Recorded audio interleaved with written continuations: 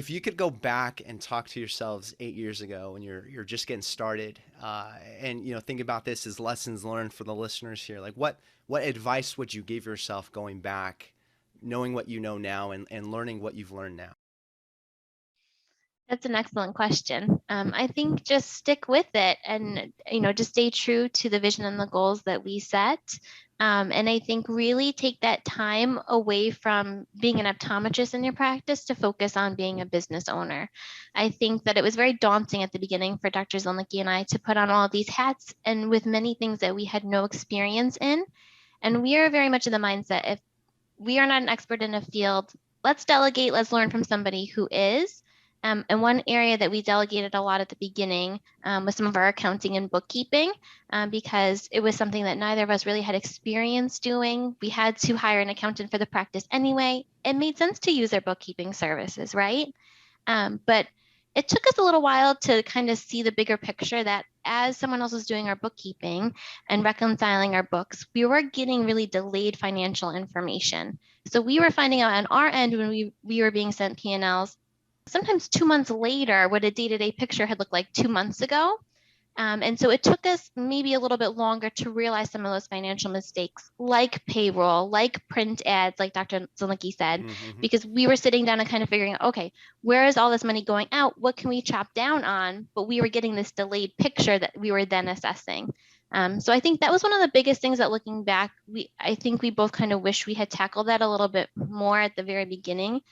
Because what we ultimately decided to do was Dr. Zilnicki took over all of our bookkeeping, having an interest in accounting herself. Got it. It kind of fit. So now we have a really great, essentially day-to-day picture of what's going on, exactly what's going out and what's coming in. And that really enables us to make those bigger financial decisions quicker and save that money a little bit faster. How about you, Dr. Z? What advice would you give to yourselves going back 8 years? To ourselves would just be trust yourself. We had such a clear-cut picture of what we wanted, and in the beginning you can and there's always trials and tribulations, and you doubt yourself. We've had a bunch. We had issue with billing when we delegated it out, that we weren't paying close enough attention and things were getting missed.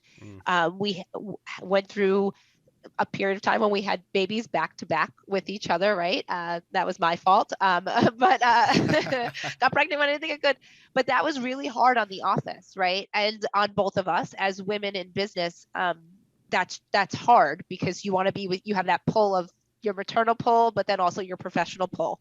And then we had the pandemic, and we were really challenged by that in figuring out how to get through that together. And here we are 7 years later, and finding and realizing that our idea of what we pictured for our office and finding the right partner, you can get through anything and you could be successful. Patients know when you are providing a good service and you're sincere. And when you communicate with your partner and you trust your partner, you could get through anything. So my advice to anybody starting out is trust the process. No success is ever a clear, straight path of trajectory, right? There's always those up and downs, but as long as you know where you're headed and you're with somebody that you trust, you'll get there. And that's where success happens.